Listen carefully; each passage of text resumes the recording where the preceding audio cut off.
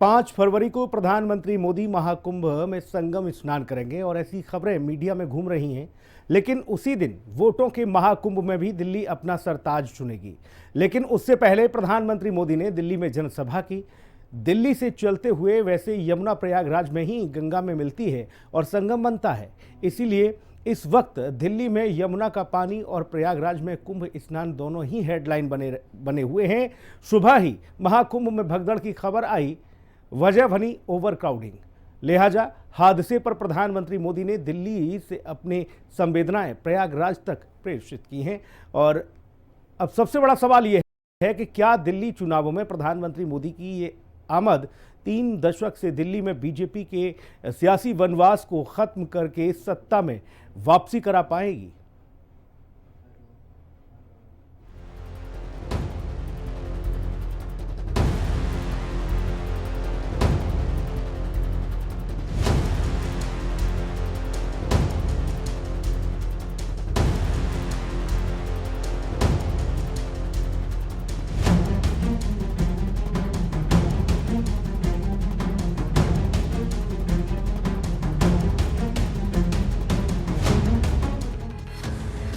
दिल्ली चुनाव में पीएम मोदी का जतरा ही खराब हो गया।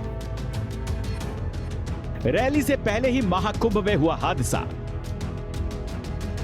रैली के बाद कितनी बदलेगी दिल्ली की तस्वीर? शास्त्र कहते हैं कि मौनी अमावस्या का दिन मौन व्रत रखने का होता है, लेकिन दिल्ली के चुनाव में पीएम मोदी ने इसी शुभ दिन के अवसर पर दिल्ली में चुनावी आगाज कर दिया। पीएम मोदी का दिल्ली में चुनावी प्रचार करना बीजेपी के लिए सबसे बड़ा चुनावी ब्रह्मास्त्र है। इसीलिए पीएम मोदी दिल्ली वालों से याचना कर रहे हैं कि जैसे 3 बार की सत्ता उन्होंने बीजेपी को दी है, वैसे ही 3 दशक बाद दिल्ली में भी सत्ता बीजेपी को मिलनी चाहिए। आप भाजपा एनडीए के उम्मीदवारों को जिताइए। विधानसभा के ये दूसरी मोदी की गारंटी भी लिख लीजिए।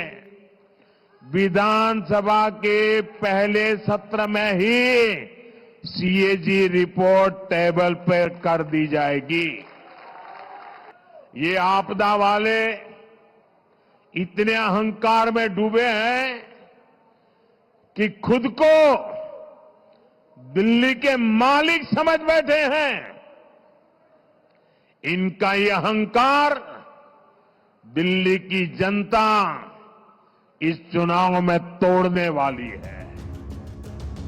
मंच से बीजेपी के बाकी नेताओं की तरह ही पीएम मोदी ने भी पुरानी लाइन लेंथ से ही आम आदमी पार्टी पर हमला किया।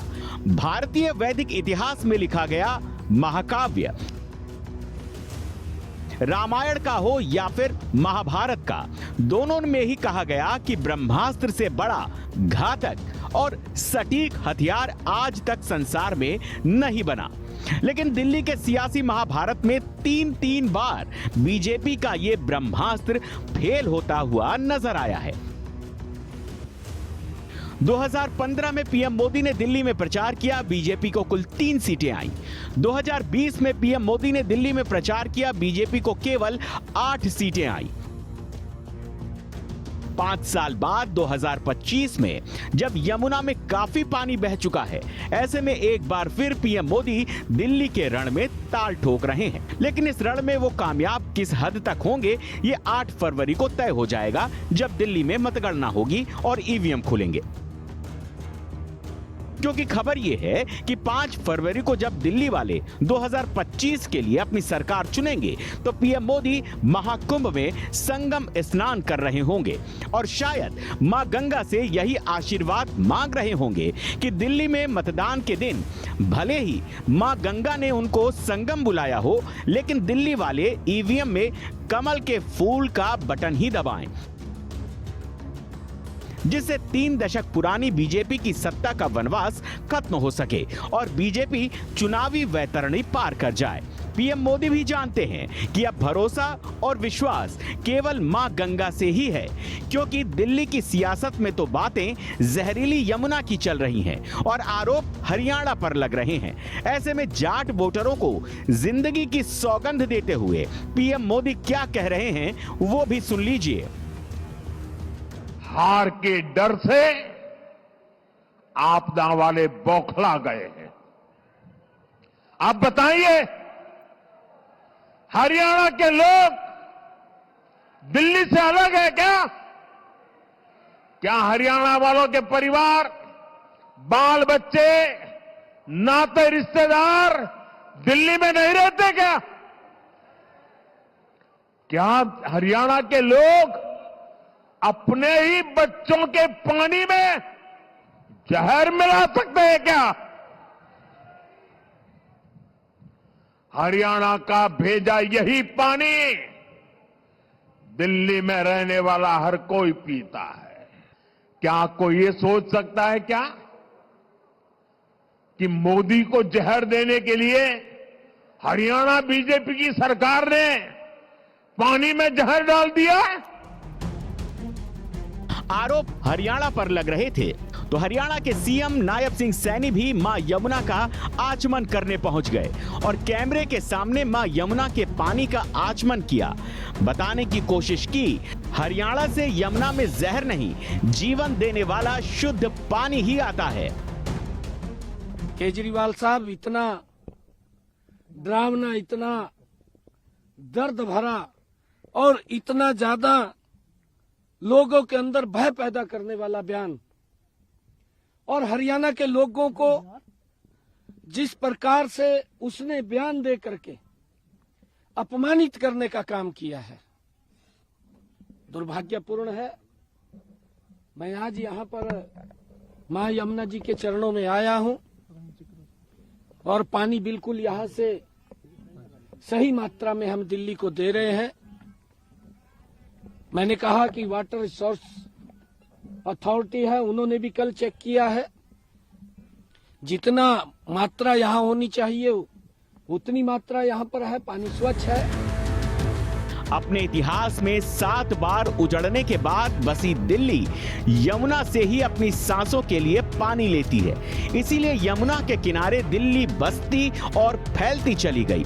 ऐसे में दिल्ली में चुनाव प्रचार का शुभारंभ भी पीएम मोदी ने यमुना पार से ही किया। वैसे इस रणनीतिक कदम का दिल्ली के चुनावी इतिहास से काफी बड़ा लेना देना है और इसे समझना है तो दिल्ली के 2020 के आंकड़ों का विश्लेषण करना होगा। दिल्ली विधानसभा में यमुना पार से 20 सीटें आती हैं। 2020 में यमुना पार की 6 सीटें बीजेपी ने जीती थीं। 2020 में बीजेपी को कुल 8 सीटें ही हासिल हुई थीं। 2024 में यमुना पार की पूर्वी दिल्ली संसदीय सीट बीजेपी ने जीती। 2024 में यमुना पार की 20 में से 13 सीटों पर बीजेपी को बढ़त मिली। हर्ष मल्होत्रा पूर्वी दिल्ली से बीजेपी के सांसद हैं। हर्ष मल्होत्रा मोदी कैबिनेट में मंत्री भी हैं। यमुना पार की सीलमपुर, मुस्तफाबाद और बाबरपुर सीटें मुस्लिम बहुल मानी जाती हैं, तो बाकी सीटें हिंदू बहुल हैं और यही वोटर पॉपुलेशन बीजेपी की सियासी सोच और पॉलिटिकल रणनीति को सूट करती है, जिसे पीएम मोदी ने भी अपनाया। अरविंद केजरीवाल की सियासी लहर में भी बीजेपी का ग्राफ यमुना पार इलाके में हाई रहा है और इस बार भी बीजेपी को उसी की उम्मीद है। 12 साल पहले भी पीएम मोदी ने जापानी पार्क में रैली की थी और अपील की थी बदलो दिल्ली की। तब लड़ाई कांग्रेस से थी, लेकिन दिल्ली में अरविंद केजरीवाल के गढ़ में 2-2 बार मात खाने के बाद भी पीएम मोदी केजरीवाल के खिलाफ न रणनीति बदल पाए और न ही नारा, क्योंकि 2025 में बीजेपी बदल कर रहेंगे दिल्ली का ही नारा लगा रही है। रणनीतिक तौर पर दिल्ली के चुनाव को देखें तो लगता है बीजेपी का घोषणा पत्र आपके घोषणा पत्र की कॉपी पेस्ट है। फ्री सुविधाओं की झड़ी बीजेपी ने भी लगा रखी है। बीजेपी महिलाओं को 400 रुपए ज्यादा ही महीना दे रही है। देश के करीब 20 राज्यों में एनडीए की डबल इंजन की सरकार चल रही है और इसी डबल इंजन की सरकार की कोशिश दिल्ली में पिछले 3 दशक से बीजेपी करने की चाह रही है, लेकिन उसे सफलता नहीं मिल पाई है। और इस बार भी पीएम मोदी को जिस दिन दिल्ली में चुनावी सभा को संबोधित करना था, उसी दिन गंगा और यमुना के मिलन स्थल संगम में महाकुंभ मेले में बड़ा हादसा हो गया, जो बताता है कि पीएम मोदी का ये चुनावी आगाज ठीक नहीं।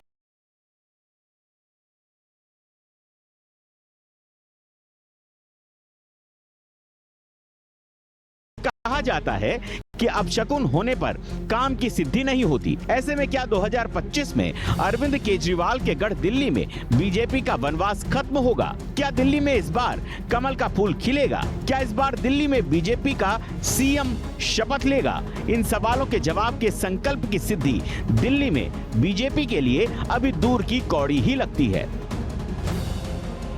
हिंदी खबर के लिए स्पेशल रिपोर्ट।